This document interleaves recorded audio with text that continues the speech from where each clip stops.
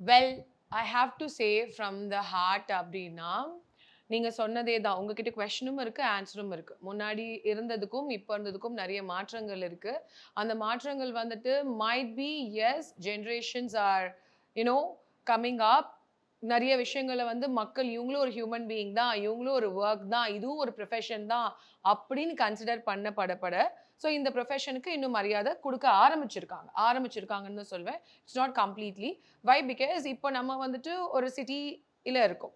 இன்னும் நீங்க அர்பன் ரூல்ஸ்ல போய் பார்த்தீங்கன்னா, நாட் எட்ன்னு தான் சொல்வேன். ஏன்னா, இன்னுமே இத வந்து பொட்டி தூக்கிட்டு போற வேல, நைட்ல போறா, இப்படி போறா, மினிக்கிட்டு போறா, still the words where they are like அப்யூசிங்கா தான் அத பார்க்குறாங்க. நைட்ல போற, இந்நேரத்துல போயிட்டு, இந்நேரத்துல வர, இந்த வார்த்தைகள்.